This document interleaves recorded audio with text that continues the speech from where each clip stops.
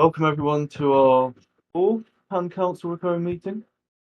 Today's agenda covers several important items, including an update on the technical spec for the first TANIP, answering some community questions, and deciding on timings for our next meetings, and then wrapping up with some open discussions.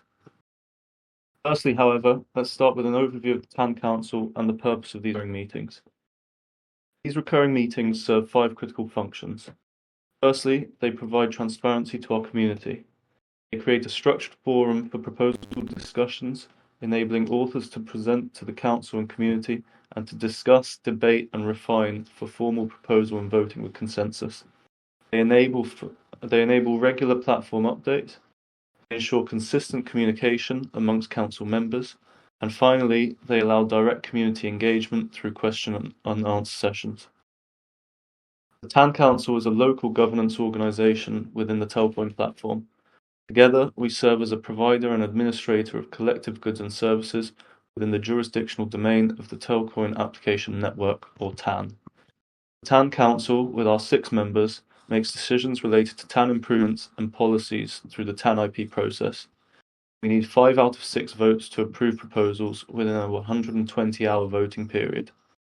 Our primary duties are to, firstly, allocate TEL issuance on TAN stakers and developers to harvest, and secondly, plan and finance the development of the TEL application network.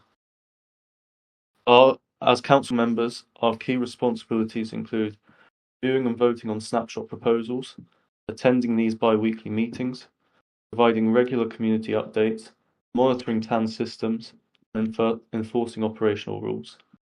We use Discord for day-to-day communication, a forum for informal proposal discussions, these recurring council meetings for proposal discussions, deliberation and refinement, and snapshot for formal voting. So, to kick things off, Marcus has been hard at work refining the NIP, and, well, I say refining, actually developing it. So, Marcus, if you could give us a quick rundown of that, what you've been up to, that would be awesome.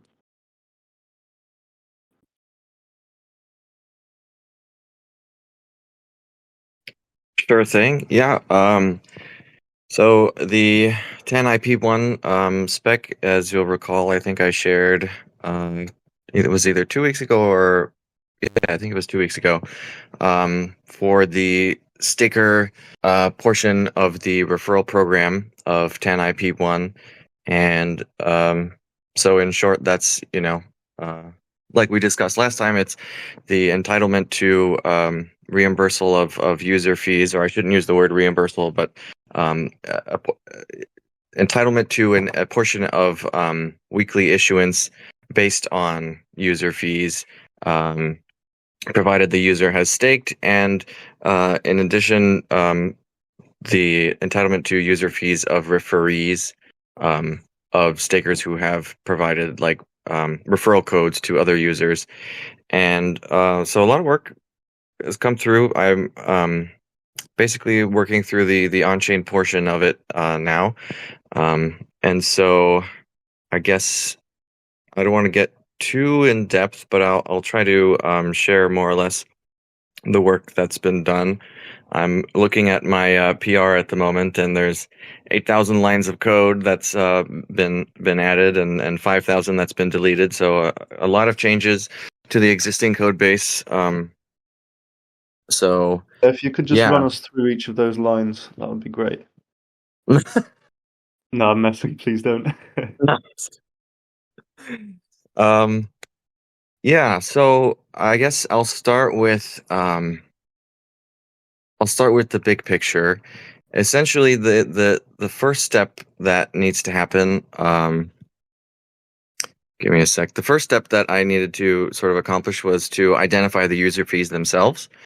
And so because the issuance amount is going to be split pro rata based on the proportions of user fees of stakers, and then sort of like summing the user fees of their referees as well. The first step was to fetch all of the user fees that happened for the period. And so to do that, I had some help with from the other smart contract developer on the team, Amir, who basically wrote the smart contracts which handle the interfacing with the DeFi aggregators which perform the swaps on TAN application, the current iteration of it. And so because he had that context around what the DeFi aggregators were doing and sort of how the backend was performing the swaps, we identified the user fees to be identifiable by ERC20 transfer events on the TEL contract, which are destined for a contract called AmirX, which is, again, sort of the contract that interfaces with the backend for the application. And the source funds for those transfers, we originally thought were going to be coming from the DeFi aggregator routers themselves, but it turns out that there was an intermediary address that it was being hopped to first. So that added some time because I was filtering through all these TEL transfer events looking for events that were destined for AmirX, and there were many, but there were none coming from the router address for the DeFi 1-inch and OX smart contract like router addresses. So that was confusing. We resolved that by figuring out that it does indeed hit an intermediary address. And so the program is now pulling all of the transfer events, and those are coming from on-chain, of course, but they're sort of being processed off-chain and sort of written to a series of databases, and then being handled in memory, which I don't need to go into detail on. But the second step then is to, let me see, what do I have here? Oh, I identified one thing before I move on. One security consideration. Once the transfer events, the user fee, like the transfer events that represent user fees were being pulled, as I was processing them, I was thinking to myself, if there were some other way for these transfers to be spoofed, i.e., like if an external actor were able to create transfer events that did come from the DeFi aggregator intermediary addresses and sent to AmirX, then it could be exploited to actually like alter the calculations. And so I added an extra step there right at the end of the processing of these events, so that I'm filtering through them and ensuring that it's called in Solidity the tx.origin, which is sort of the initiator of the transaction, which has to be an EOA private key, essentially. So like the enforcement that's being done is sort of reinforcing the fact that these transactions that emitted the events had to have been started by a Telcoin application network address. And so that way, even if somebody did find a way to somehow spoof a transfer from the DeFi aggregator intermediary address to AmirX, those would be filtered out properly, and only Telcoin, like known Telcoin executor addresses would remain in the data set. So that was one security consideration I wanted to mention. It's been resolved, so that's good. And then what's happening then is the user fees are sort of being passed around to different data structures. It's sort of a work in progress at the moment on what the data structures will be. But for the current moment, what I ended up doing after finishing the processing of the user fees was to decide on smart contract storage for two variables, which are related to the program. One is the previous settlement block of the issuance. So, it's easy to say that the issuance program should be happening every week, and just assume that it happens every week. But when you're working with blockchains, you have to actually decide between a timestamp or a block number. And that gets further complicated by the fact that this program will eventually be run on Telcoin network. We have the TEL token on mainnet, and the application runs on Polygon. So there's a multi-chain aspect to it. Each of those have different sort of nuances with their block times. And so the cleanest solution to that was to actually come up with a smart contract which stores the last settlement block for the last time that the issuance happened, more or less. And that way, each chain will have their own smart contract. It's a very simple implementation. It doesn't touch any funds. It literally just stores the block number at which that, like a permissioned address, settles these sort of the final amounts of the issuance splits. And so I wrote out that smart contract and also realized that it should store another thing. In addition to the last block at which it was run, the smart contract stores a mapping, which basically means like a one-to-one relationship. And those are built into Solidity, which is very convenient. So the mapping stores each address that is issued a reward, that gets stored in the smart contract, and so it's an address to a previous cumulative reward, and that gets incremented each time that the settlement happens. So essentially, we're looking at this very simple smart contract, doesn't touch any funds. I've written it out. It's I'd say 90% done or so. It will not ever need to touch funds, actually, because it's hooked into the existing staking contract and plugin for TEL. So this contract then will be sort of written to once a week. And whether that's on Polygon, whether that's on Telcoin Network, whether that's on mainnet, it doesn't matter because the smart contract is sort of working in its own native EVM. And it'll, when that weekly transaction happens, it will store the block at which the transaction settles, and it will store a whole list of address to amount, address to amount, address to amount, which represents the newly, like the updated, previously accumulated rewards. And that second mapping is necessary because it's one of the main factors in what affects the rewards caps. And so that takes me sort of to what I've been working on today and where we are at now, which is implementing the calculation of the rewards caps using the smart contract that I wrote. I have not yet deployed it, so I'm still sort of specking out. You know, I want to have the backend more or less ready to communicate with the smart contract before I deploy it and put it into testing.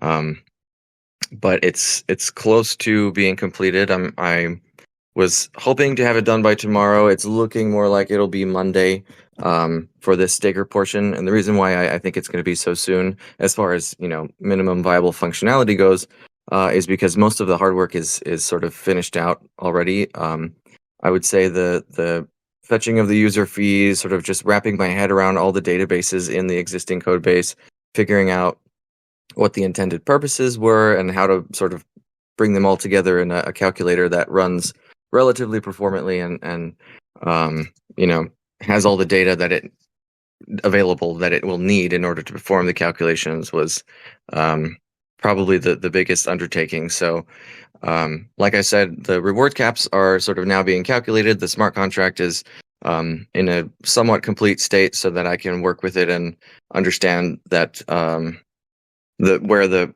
data for the previously accumulated rewards will come from, where the last run block will be. And there was one other thing I wanted to mention.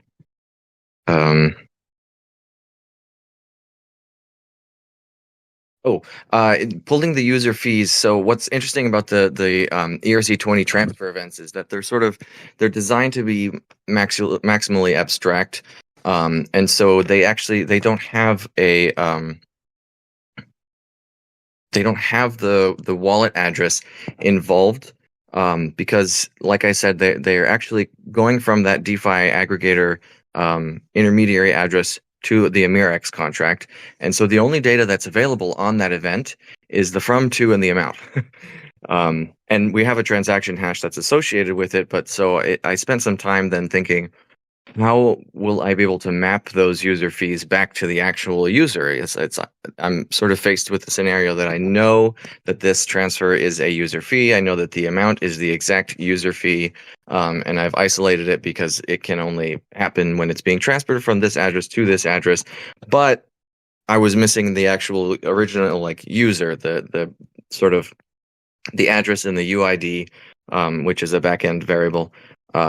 For representing the user themselves.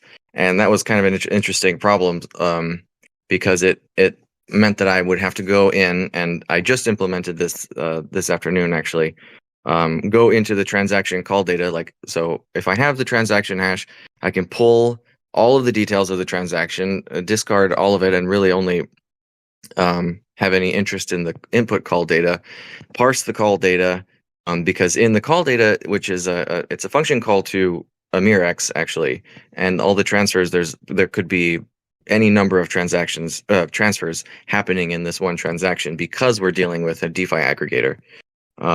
So the call data going into the mirrx is where there is that user address available. And with the transaction hash, I believe that is the only place where it's available. So it's a series of relatively involved EVM steps. Like parsing call data has gotten significantly better over the years. I'm using VM, which is excellent tooling. But even, I don't know, 3-4 years ago, if I were to have to sort of take on the same task using Ethers or Web3.js or some of the other more common TypeScript libraries, the existing code is in TypeScript. So this would have taken much, much longer, but VM has sort of shortcuts for you to parse call data and pull out that user address. So it only took me, I would say, this afternoon, and that's a change that I pushed. It did break some of the tests, so I'm going to have to go through the tests and re-update them to make sure that everything is still pristine. But because I'm literally just pulling extra data, it should be very simple to do that. And yeah, that's the big picture update of what's been going on. And so I'm hoping to deploy the smart contract and sort of run some simulated tests on Monday is sort of the timeline that I'm thinking.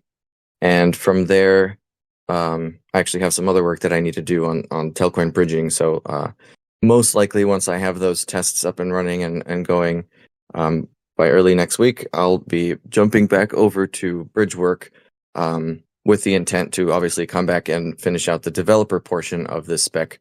I don't have the link handy at the moment, but if you want to check the TANIP1, there is both the bifurcation of the spec. Essentially, there's an issuance program that's has a set of rules which are designed around the stakers, and then there's a set of rules that are designed around developers.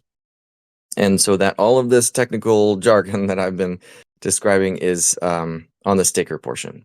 So the developer portion will come later once I've completed some bridge work, because I want to get that end-to-end running. So maybe another week or so before that. But the nice thing is that the staker portion is also included in the developer portion. So this calculation will be able to be sort of inherited and tweaked just a little bit in order to satisfy roughly half of the developer portion of it, which would leave us at, 75% of the entire spec completed, assuming the tests run smoothly and I don't run into any unexpected obstacles. So all good news, I guess, is what I'm trying to say. Amazing. Sounds like very good news. Thank you for that. And yeah, you sound like you've been really busy.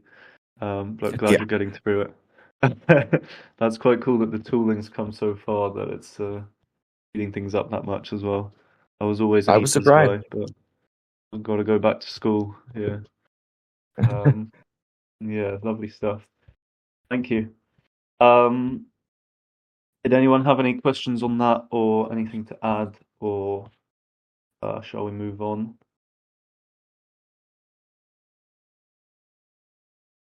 All good to move on. So there was one question on the TANIP forum. So I'd like to kind of run through that and address it. There were a few layers to it, so I'm going to go kind of line by line, just giving my thoughts on that.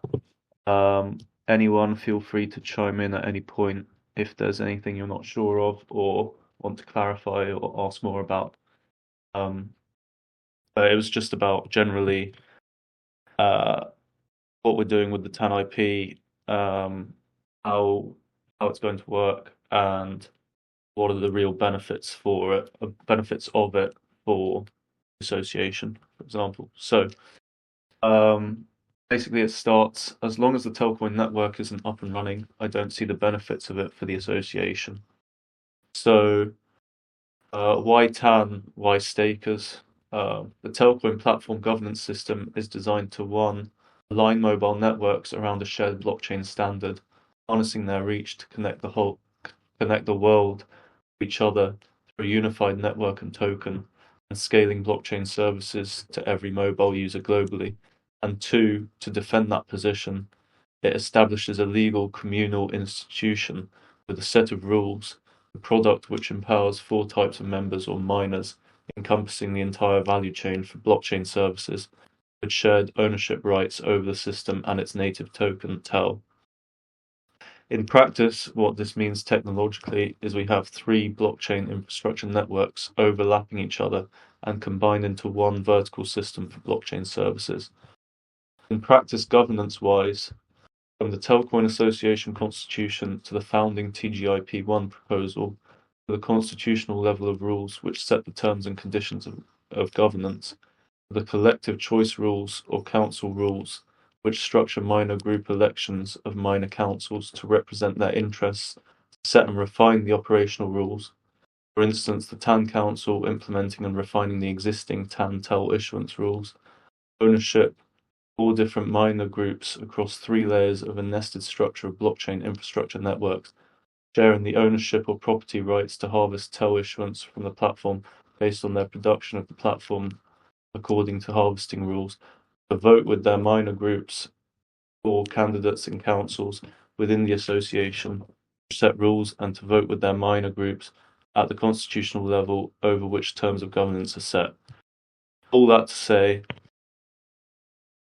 it's set up this way, and it's been set up this way to allow user ownership of the platform. And that basically allows the maximum stickiness of the users and the stakers within the system. I think we're all pretty aware of how you can get this kind of mercenary capital in the space, and this really has a chance of countering that. So it's a pretty powerful dynamic. Any questions there? Nice.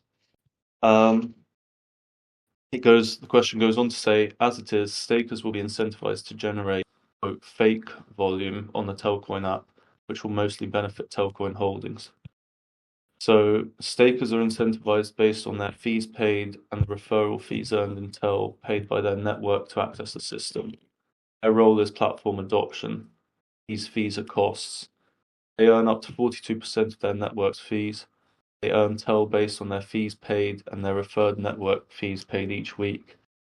And that's also based on the staked amount of TEL they have. So TEL issuance is earned by the stakers. So you can generate a load of fake volume, but it's a pretty inefficient way of trying to get that TEL harvest, and that's kind of the way it's been designed. As the swaps route via aggregators, there's no way to guarantee that liquidity providers will benefit as well. So there's a requirement for application developers to publish their metrics concerning referral fees paid to stakers, TELX fees, and Telcoin network fees. So that's all factored in. And this is what they earn TEL based on. So their numbers based on their reported metrics, which are checked by Marcus's script, is the allocation is divided pro rata. And that's why it's designed that way. They don't earn issuance without reporting the metrics. So then it goes on. I'm all for incentivizing developers to integrate the Telcoin network. I feel that Telcoin Holdings, as the original founder of the project, doesn't need any incentive for that. I'd rather have a system of grants distributed by the Platform Council for people to create applications on the Telcoin network. The application could also be better used by TEL to speed up the development of Telcoin network. after disclosure of the breakdown of costs associated. The launch of Telcoin Network should be our priority, and it's up and running when we can start incentivizing its activity. Just a sec, sorry.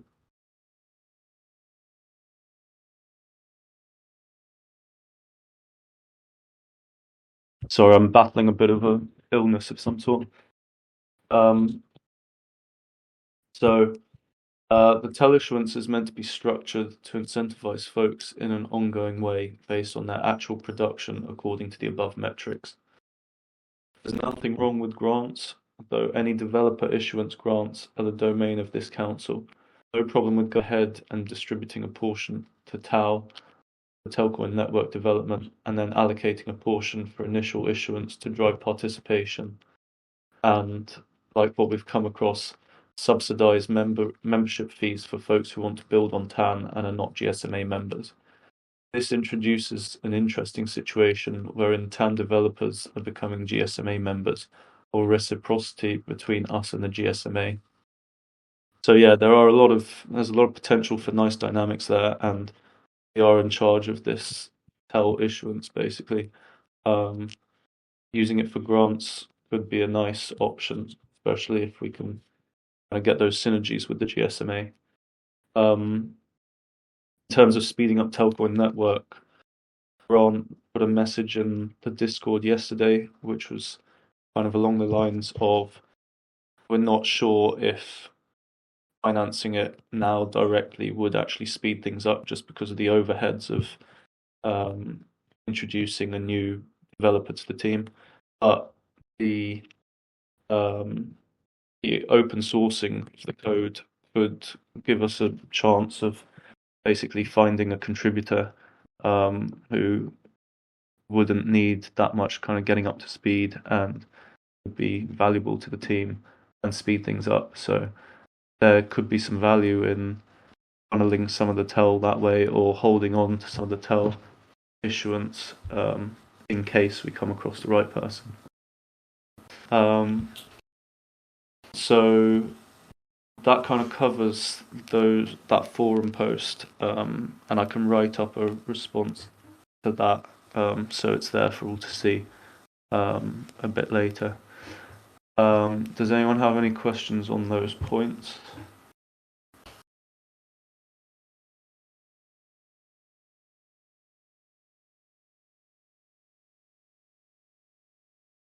Okay, take that as a no. We also had a few questions in Discord from before the holidays, actually, which probably worth running through here. So first one was, how exactly does this proposal maximize the fees generated through TELX? So the amount of TEL a developer can harvest is based on the proportion of their user bases. 1, referral fees, 2, TELX exchange fees, and 3, Telcoin network gas fees paid by their user base. And that's all relative to other developers. So this should incentivize developers to route through TELX, which should generate fees for liquidity pool token holders, essentially. Then there was another one about asking about the TAO, saying, although everyone keeps up with its, quote, just the operational arm of the Telcoin Association, end quote, it is a governing body and dictates direction, which should be towards the association as a whole, which includes stewardship of funds, which are now in limited supply. So the TAO is an administrative and operations unit which serves certain admin and operational functions, including their duties are on behalf of the association and at its direction and financing. The TAO governs, so facilitates governance activities, governing Telcoin network until there are MNOs producing blocks on mainnet, votes for validators until they reach that quorum, submits election proposals, substitutes on behalf of council members who fail to vote or need to be replaced, or if a minor group fails to reach a quorum, They provide agency and coordination, so contracts and coordinates with third parties to implement proposals and maintain existing systems. On the development side, they produce and maintain code, including the initial development of Telcoin network and the ongoing maintenance of various other network components as directed by the association. They take on administrative and compliance tasks on behalf of the association, and they drive ecosystem development internally and externally within and to the association. So, basically to summarize, the TAL is the administrative and operational unit which serves the association, and we've got this analogy now that stays true: is the Telcoin Association is the brain and the TAL is the arms. So always consider that as your point of wisdom. And just see what was next.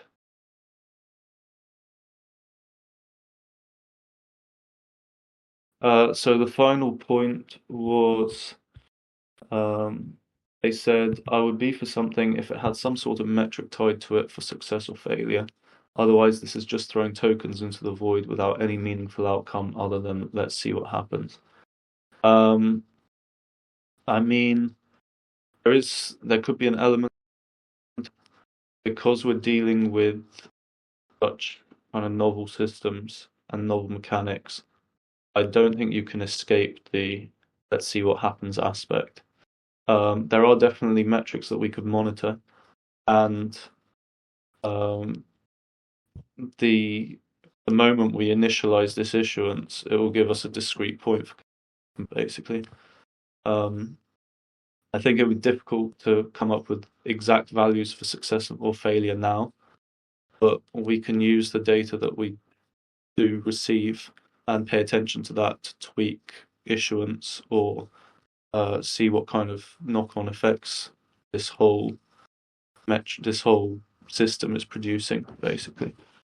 I'm happy to run through any of those points again, or if there are any questions on those, if anyone likes.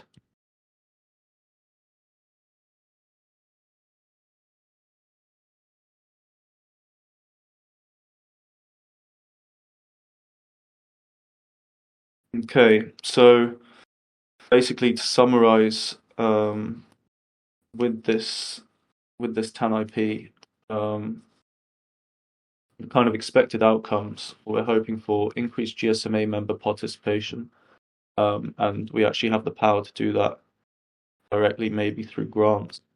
Accelerating user adoption through referrals, growth in platform transaction volume, self-sustaining application ecosystem, increased referral fees, and increased telex volumes. Sorry, just a sec.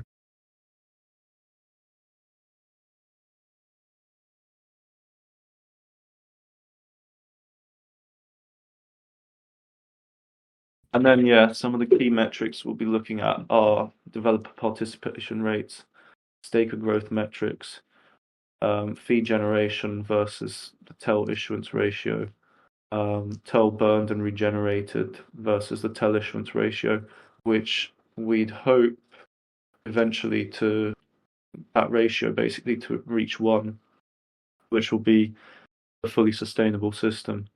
So the issuance from the TEL treasury is burnt through fees, and that's happening at the same rate on a constant process. We can measure network effect, all its users, especially when they're KYC'd. Otherwise, that one is a bit tricky. The velocity of platform adoption, probably similar to that network effect measurement. And governance will be a big one. So maybe we should start tracking how many people are in the audience at these calls. yeah, as the network grows and basically settles more value, there should be more drive for governance because there is more to govern, I think. Um, and those people governing it are earning TEL, and this is what we mean by a user-owned system. That's how it's been designed, and that should allow for maximum stickiness.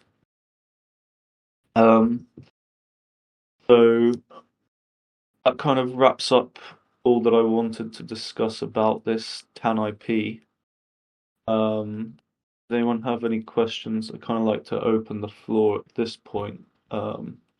Just take a little breather, and we've got a little bit more to cover afterwards. But yeah, if anyone's got any questions for now, maybe Jeff, if I don't know how the kid situation is going, but you want to pop in, say hi, um, up to you.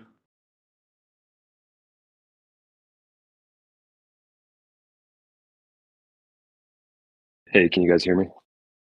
Um, it seems like Yes, it's working. Yeah, yeah, sorry. So, no, I'm glad to finally get a chance to join you guys. It's a bit early for me here in Tokyo, and it's like basically getting the kids out of bed, fed, and out the door for school time for me. But yeah, I don't know if you guys in a prior call did like introductions or anything like that, or if there's any specific questions you guys have for me, or I don't know if I've ever really had a chance to kind of share my we did background do. and what it is that I do at Telcoin specifically, if that would be beneficial to the people in this call. But maybe I think the kids will be off here shortly, so maybe at the end of the call I'd be happy to do that if that's something that you guys are interested in, or if you guys want to start thinking of some questions for me. I'm happy to stick around at the end and talk to you guys. So yeah, just let me know, and then hopefully in the next 15-20 minutes here, if we're still on the call, that should be quiet time for me by then. Thanks. Perfect, sounds good. Yeah, just a brief intro or something, as much or as little as you like. Would be nice to hear from you at the end. We'll see how we get on. Certainly. Yeah. Talk to you then. Lovely. Nice, cheers. Um, so there was one question from Boo Classic. So I kind of wanted to open these points up to everyone really to discuss. Just be interesting to hear people's thoughts on them. So for those who haven't read the message, there were kind of three potential NIP proposals that Boo was suggesting, they'd be happy to turn into proper proposals. So the first one was ongoing incentivization for new stakers. So new users should be incentivized for becoming a staker. Users who have not staked before should be rewarded TEL for staking TEL.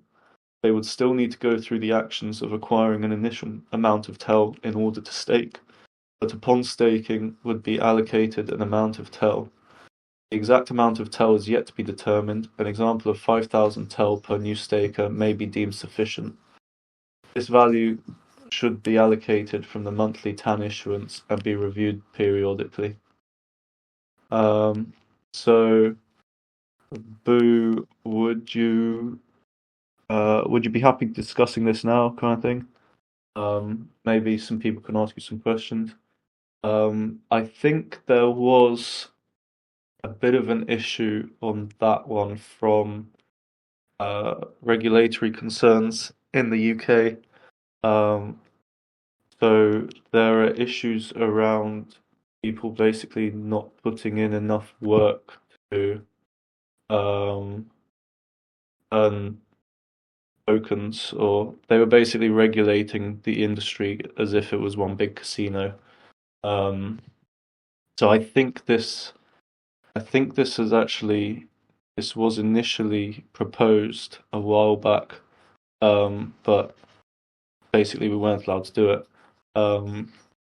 Parker may be able to speak more on that front, since he was more involved in it then. But I might, whether I'm Certainly remembering right or not. can. What's up? How we doing, everybody? All Liberty good, all lad, good. How are go you? Irish, man. I'm good. Liberty lad, you guys won, right? Go Irish. If I'm wrong, sorry. If you guys didn't win, I'm pretty sure Notre Dame won. We won. Go Irish. Go Irish, man. That's awesome. So yeah, Leo, hit me with the question real quick. Is it basically related to the inclusion issuance? So basically, initially, Token Application Network issuance is broken up for stakers into two different components. One was the what we have now, which is the adoption issuance, which is basically people they enter another user's referral code. So it's similar to how you would use like a Venmo service. You're connecting through the system as shared infrastructure, and in that transaction, you have a person that is through their efforts and abilities, through labor, the work of actually staking TEL and then referring a new user. They then, based off of the actual user's usage of the system, earn referral fees. And then so that's the fee aspect of being a staker. They earn up to 42% of fees for people that they refer to the network. And so it establishes it just like when you switched over from one payment service to another. There was a amount of work that went into doing that. And so we had initially created this issuance with two different components. The first one I entitled inclusion issuance. And what this was meant to do before the UK came up with these rules that basically say you can't have like a bonus for joining. We want to have the UK folks be able to participate, and they have specific rules around consumers and their ability to earn a reward bonus when they join. It's basically outlawed there. And so, I think we want to make sure that we have a system that is workable within the laws of, some of the largest countries in the world that, we're servicing. I mean, I think there's just a ton of even just UK association council members. So, but basically, so this inclusion issuance was the way to do it sustainably, instead of, let's say, 5,000 TEL for each user is you take the number of, you have an issuance allocation and the total is like, X amount. And then you divide each week, and then each new staker that would join, enter a referral code and stake, they or enter a referral code would then earn an equal amount. So if there's 100 stakers and there's 100 TEL, then each new stakers each week, then they would earn, let's say, 100 TEL each pro rata. Because otherwise, if you have let's say 5,000 TEL and then 5 million users join, you got yourself quite a supply side crisis. And it's also pretty fair and sort of over time makes sense. But I was, in crafting these rules initially for TGIP1 and the whole association, that just was removed because we wanted to remain within compliance and do something that would work for this, which was the other side, which does work with it, because basically this is, and we call this adoption issuance. Basically, users stake TEL, refer new users to the app, in any Telcoin application network app, which I can say that there's at least two that we've spoken with that are interested in, very much so trying to get things going. I think over the coming weeks, we'll have some exciting things to talk about on that front. But basically, so you have stakers based off of the fees they pay each week. So, you can't really, like, fees cost money, right? So it's very difficult to game. And then the fees paid to their, the fees paid by the network they referred, so this adoption of the platform itself, and in the usage of the system from a consumer perspective as infrastructure for payments, exchange, and other services, they earn a pro rata amount. So the fees they pay an individual staker each week, plus the fees paid by the network of people they've referred to the app versus everybody else. And to ensure that you don't have this situation where, let's say you have, I think Leo used the term mercenary service provision. In this case, insert X influencer or XYZ influencer, and basically if they refer a new user to the app and then they're just selling TEL right down every time they get it, that's kind of value extractive if they're able to beat out everyone else for just sort of harvesting the token and selling it onto the market immediately. And so we introduced what I call proof of alignment, and it's basically stakers and developers, everyone at the TEL Coin Application Network level, they stake TEL, and over time, based off of you take basically if they have more TEL currently than the total TEL they've earned from TEL issuance over their lifetime staked, then they earn TEL that week. And so it ensures that you have this constant increased use of TEL as a production input, which it's a production input because it determines, how much referral fees you earn from your stakers, from your referred users.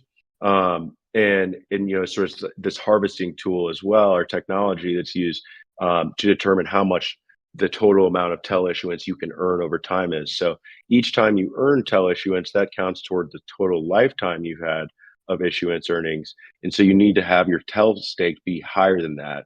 And so, referral fees, of course, can sort of compensate for that in terms of you have the ability to still have excess earnings if you have a bunch of referral fees, but it ensures that people aren't just dumping TEL on the market by ensuring they can't harvest more than they have staked. And so, I think that's a critical component of it. And so, yeah, you have this inclusion issuance, which I think is a great idea. And I would love to do it because the reason it's inclusive is it enables people to earn and produce, to earn fees, TEL issuance without having to pay money. And so as a financial inclusion focused, scientific nonprofit, that's really up our alley. I just think we have to probably, before we do that type of inclusion issuance, we need to probably send it over to compliance@telcoin.org and get their opinion on it. But I mean, I'm all for that. And then just to touch on some other areas, we've basically created this system that Leah articulated well with two primary design considerations. The first being aligning all the mobile operators who have all the network infrastructure in the world around, and all the customers and compliance around a shared network standard for blockchain services. And then to essentially, by including the entire value chain across these three different layers of the platform, the Telcoin network layer, the Telex, sort of goods layer, and then the Telcoin application network layer, which these are all implicitly within any blockchain with smart contracts that even with Bitcoin, you have these three layers of the actual, security layer of the network and settlement, the Bitcoin, the token, and then, the actual customer touchpoint layer. We've just included those into both the technological model so that we can have this sort of product of mobile blockchain-based financial services, and also into the ownership model. So you basically include all of the entire value chain in this ownership model. And the practical research question that it's answering by having the developers of customer touchpoints, the users of these services who naturally are going to drive new users so that they can exchange and do payments over the network, and the rest of the producers across it. The research question that this is answering is, well, if one system enables me, let's say as an application developer or a user, to stake the native token and based off my efforts and abilities, similar to like a miner on Bitcoin, right? Earn the native token's issuance and to participate in its governance. If one gives me the ability to, have ownership rights in the system, then why would I use one where I'm just paying gas fees to miners? These systems are what you could describe as sort of property technologies in cyberspace. They enable ownership on the internet, and this ownership, can be programmed because these are their DNA is code. This ownership can be programmed into the system, and so ultimately, when you have a world of open source copy paste, what I believe is the key differentiator is really strong ownership models that empower the full value chain, and that have a solid built-in go-to-market strategy, which is what we have both with the let's say having developers be exclusively MNO validators, that's a clear go-to-market strategy through the ownership model.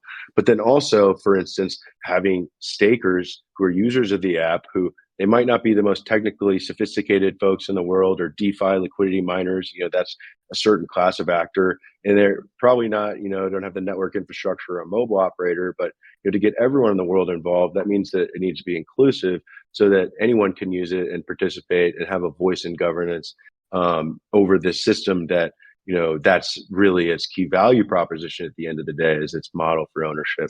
So basically, in this case, we're introducing this these providing the ability for the entire value chain to own it. So why would it's like going to there's one restaurant where the whole neighborhood literally owns it, is voted on it, can vote on how it's structured, and earn benefits based off of their use of it.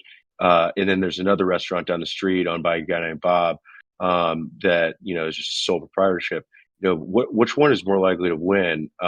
That's an analogy that I think is useful in this context of Web3, which is really just ownership systems on the internet without middlemen. And so I'm trying to just give a little bit of rationale for why the system, all the way from the Constitution, which articulates these 4 minor groups: stakers, developers, liquidity miners, and validators.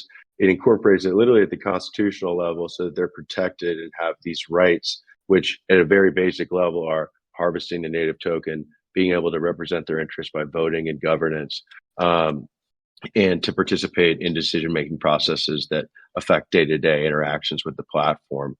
And so what we're doing is, basically implementing the existing rule set in a modified fashion. And I think things like grants for new application developers, I think are really exciting. I also want to point out that it wouldn't really be appropriate or necessary for that to go to the Platform Council, because the Platform Council, it's not their domain to regulate TEL issuance on TAN. That's the TAN Council's role, and its role, to reiterate, is at the highest level is 1, to allocate TEL issuance within TAN for developers and stakers to harvest, and 2 is to plan and finance network infrastructure on Telcoin Application Network. And so I think, but as a middle ground, I think that there's probably an excess TEL issuance in TAN from prior time periods, and I think it's very clear that we can do when you for instance, an initial issuance for new developers to join, which is definitely way different than a user joining a consumer touch point or a wallet or an application. In this case, you're subsidizing this sort of initial fee for people to stake outside of a consumer app. They're actually the app creators, right? And so that doesn't really fall. There's no concern with us, doing an initial issuance to new developers to drive that participation, alignment, and interest. And there's actually what we've come across recently, because we've actually gotten a ton of inbounds that want to build on Telcoin Network, and they're in various stages of discussion. And it's an exciting area. And one interesting thing that Leo touched on earlier is this concept of reciprocity with the GSMA, wherein you have people that want to build on Telcoin Network that have this use case that could, is really could benefit from harnessing, mobile network operators, a mobile operator blockchain like this, who aren't GSMA members. And then they want to, become GSMA members so they can build on Telcoin Network. And I think that has some interesting effects towards driving more participation with the GSMA and with operators and new developers, because they are, by wanting to participate within the association as developers, becoming GSMA members. So not only are we focused on having GSMA members become developers, validators, and just overall association members, but we're also, in a position uniquely to have new GSMA members come from this. And I think that's really exciting as well, and something that, could be considered as a way to drive even more developer participation. So that's my 2 cents. I'm sure I went overboard into a non sequitur, but I tried to be comprehensive. Um, and were there other questions, Leo, that you wanted me to touch on? Well, there was another which was, I think, as Booz just mentioned, probably fairly similar. So, rewarding stakers a fixed amount of TEL for every new referee created probably Yeah. falls under the same category. Yeah. Yeah, it's just it's like if we the whole having to pay fees part um is pretty critical. If you have someone that you could theoretically go around, obviously, we have one user, one wallet, which is so huge to these types of systems working well, but um that's just so much more gameable, I think, uh than fee based metrics for issuance. Yeah, absolutely. The KYC aspect is it's a bit of a breath of fresh air in the crypto space. And actually be relatively sure of the buzz.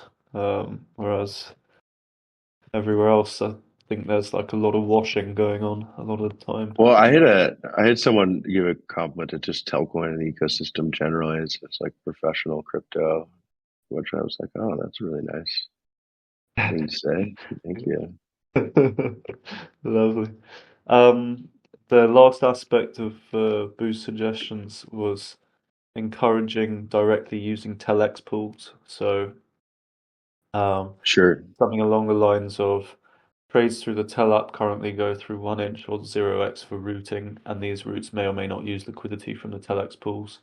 Whilst this may be advantageous to make the trade competitive, the telex pools may miss out on trade traffic. A proposal could be made to amend the TEL app to provide an option to trade telex direct to specific existing pools, for example, TEL USDC or TEL wrapped Bitcoin. Sure. A radio button would be introduced, basically allow users to select telex pools. Yeah, So if so the button just let me check, reply that because I know exactly where you're going with it. So yeah, basically, what we do for one application developer becomes a requirement for everyone else to join, and so we don't want to necessarily, introduce new costs onto this, ultimately what could become thousands and thousands and thousands or tens of thousands of developers coming on board. We want to, not, in my view, increase the costs associated with making that happen. But then on the first point, I think it's important to note that at least two things. As part of this proposal, there are rules there are information reporting rules that are a prerequisite for any application developer to even earn TEL whatsoever at all, which is they have to provide each week the total referral fees paid, the and the metrics that need to be input for rewards, and then they need to provide the total telex fees that are paid, and then the total telco network fees. And so that is already something that things are based on. And then the second part, in like there's a requirement that information is shared to prove what I will share now, which can be corrected by Will if he's in here, or Uku, or whoever has looked most recently at these numbers. But it's about right now, it's about 95% or 90+% all telex pools. I mean, that is the volume that flows through the Telcoin app. And so when you do the trade off of, well, it's already kind of going through, and then B, that information will be a requirement to be shared, then it becomes that's, we've kind of already de facto got that. And, the new developers coming in, I think we want to foster this diverse ecosystem of any, different range of different apps that would want to leverage this technology. And I think it's a great, I think, product request to pose towards any Telcoin, association member that's an application developer for their product individually. But I don't think that it is something that this council should mandate, at least until there's, a substantial amount of developers that have the ability to say, yeah, we'll do that. And I think that that's like a good thing that everyone should have to do. And even then, you have to be careful of saying, well, are they increasing the cost of participation so they can have their own competitive advantage over it? And that, is just sort of the trade-off of having more requirements within a set of rules for participation that I think is worthy of consideration. But ultimately, I think these are really great ideas, Boo, a classic, and whoever provided the original questions, great questions. So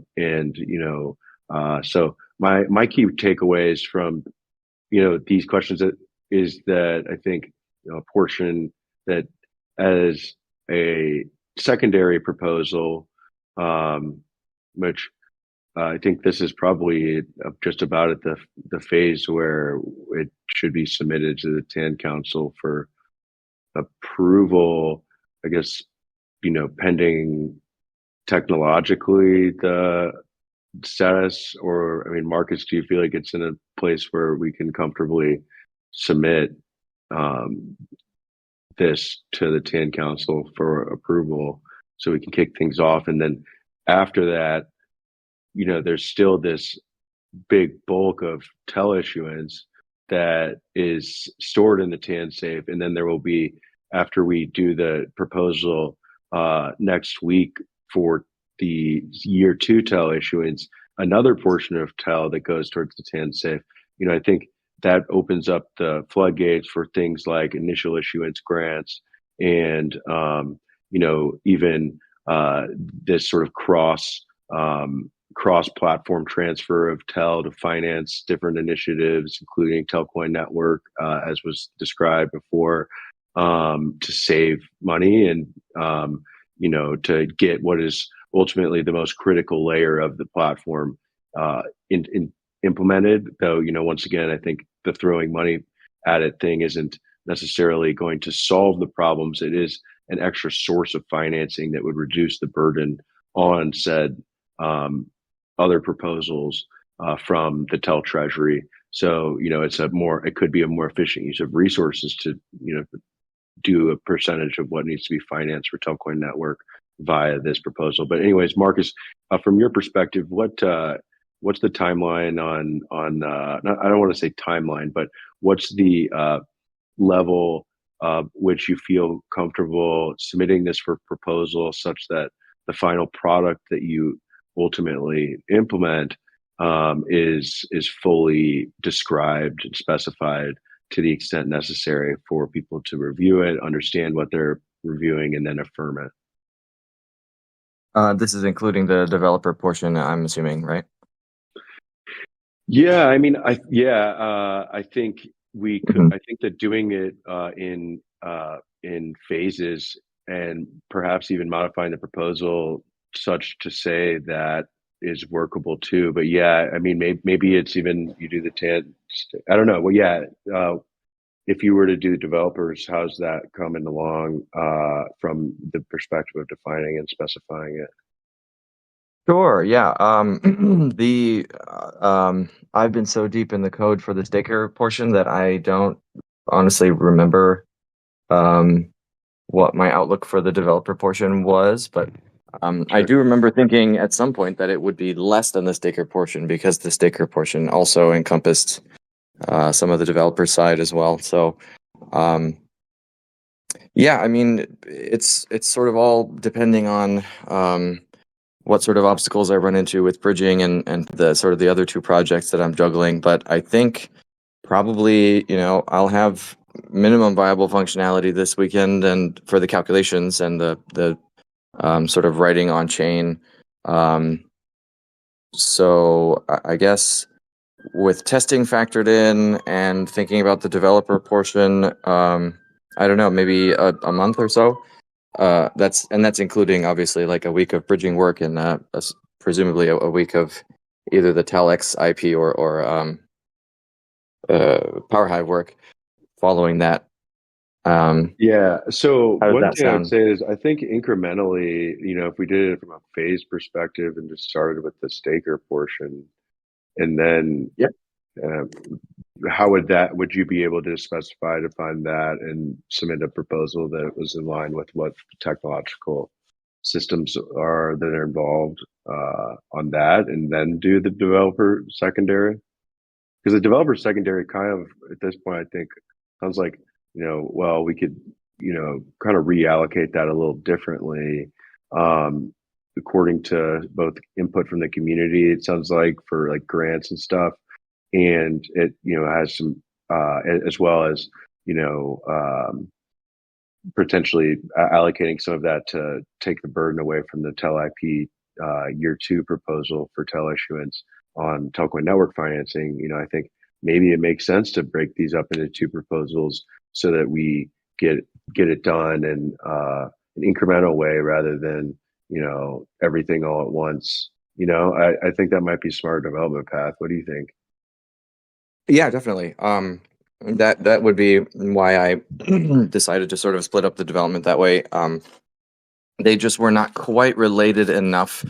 I don't. It's been a while since I looked at the developer portion, but I remember thinking that the sort of the data involved, I would just logically needed to be split into different files.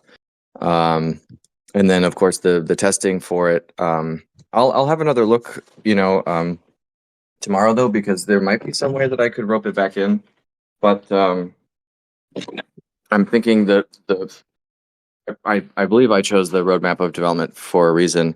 Like I said, I've been just balls deep in kinda code remember for the past talking. like 36 hours, so I'm a little scattered as far as big picture stuff goes at the moment. But a couple days to sort of come up for air and look around again would be. I can get back to Yeah, you I on don't that. want to put you on the spot. That sounds good. I do think for consideration of this council that we should really think about this in terms of maybe TANIP one is just the staker issuance to start, and then we in approving the rules. I guess we I think maybe just modifying the proposal so that it's stakers first, and then the secondary proposal being developers into two, so that I think that, I don't know, maybe that would work well here. Leo, anyone from the I like that. council, do you have thoughts? I'm keen to do something like that. I'm happy about splitting it up. Yeah, it's almost like separation of concerns. Get one through the door, and then we can look for others. We don't need to bundle them all up if we don't need to, Yeah. kind of thing. Okay. Yeah, I think we've all learned in life things in phases, can generally get done. It's the old adage of how do you eat an elephant? It's one bite at a time is the answer. It's Yeah. a very dad joke comment of me. But Yeah. anyways, yeah. So let's do. Why don't we just, like, if there's no objections, why not just really knock out the staker part, get it live, and keep the substance of the developer portion just from the perspective of approving the rules, but then put it aside that the implementation of those systems will be in the next proposal, which is, will basically sort of modify those rules slightly, and have the Yeah, that sounds technology in good. place to make it work. So, And I have some documentation and some some preliminary work on sort of communicating the code as well for the sticker portion. So I think that works best. Peace Me, Liberty Lad, Jeff, Uku, you guys agree with this approach? If you want to hear just at least like an eye or something. Yeah, no, I'm all for that too. Yeah, me too. Yeah, me too. I think it's a good idea. Aye, Captain. Yeah, and concentrate for now for the stakers, and later it will be time for the developers when the telecom network will be on. Probably better as well from a kind of feedback perspective. We can split up. We're changing one variable at a time. We can separate out what effect the data harvesting is going to have, and then what effect the developer harvesting is going to have, and check those out separately rather than one big mush where we can't differentiate between the two.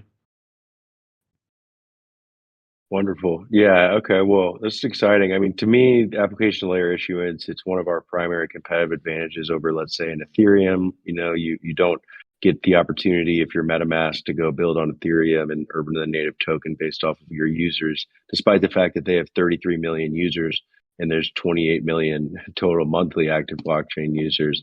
They haven't earned, besides, occasional grant or the beginning, foundation, or let's just take this MetaMask as a special example. I mean, it's just such a huge advantage over the competitive landscape to have this ownership where the app layer is included, and it becomes, why would I ever pay gas fees to you miners over there at that one network that doesn't care about me, the person that actually uses the thing and builds the thing, etc.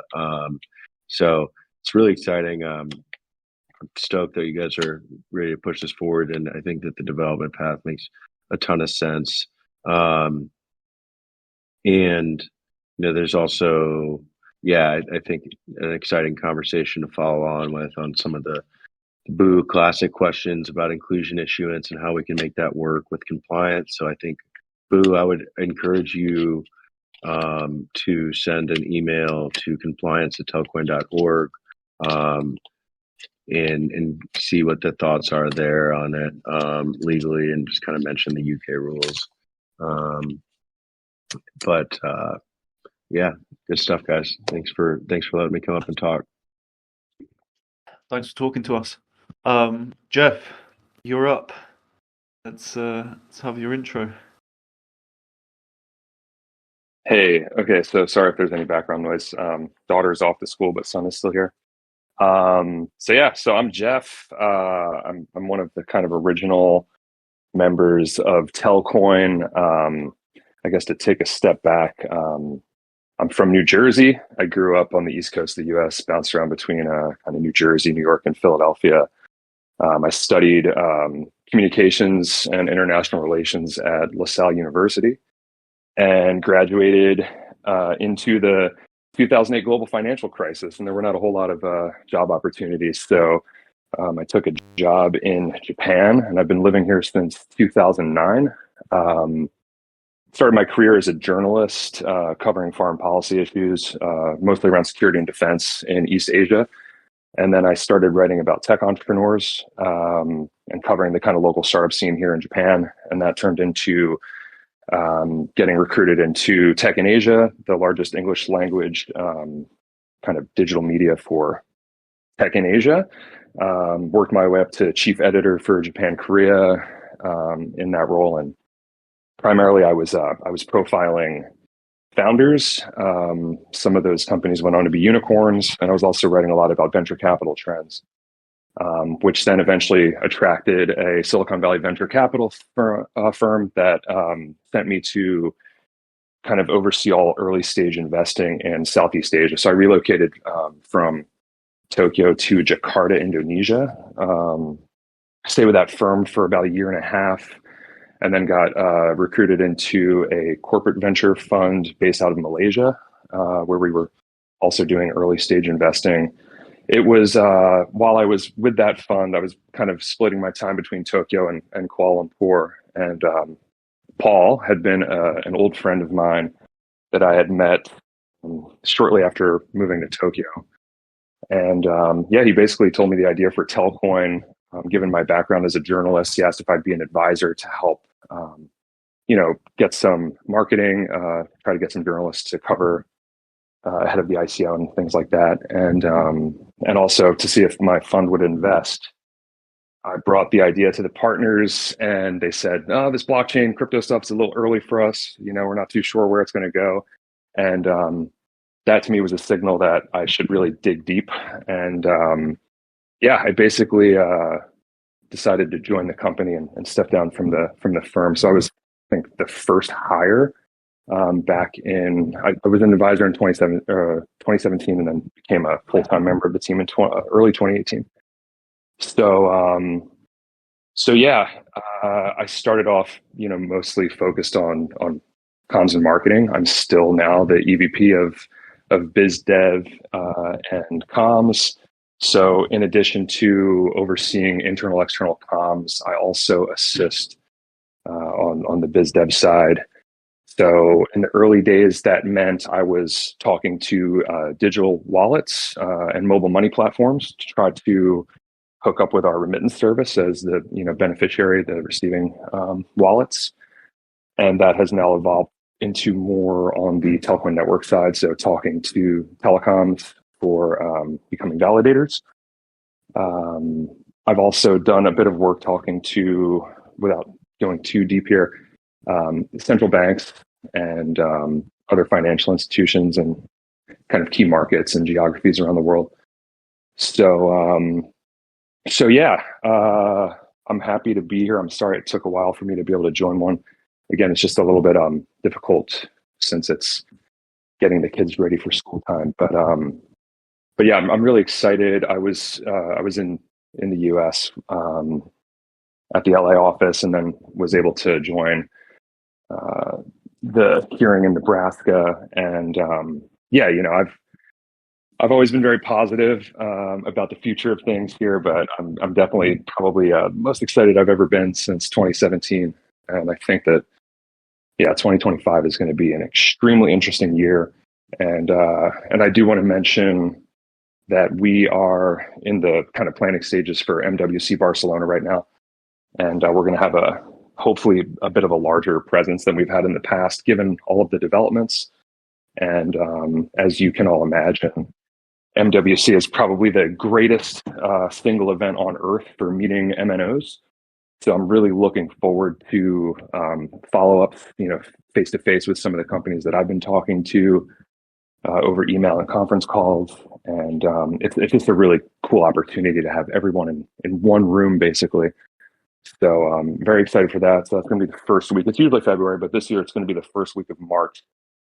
But yeah, if you guys have any questions for me for anything specific, I'll do my best to answer. But yeah, just happy to be here. And again, sorry that it took a few of these calls before I could finally join one. And Happy New Year to all of you.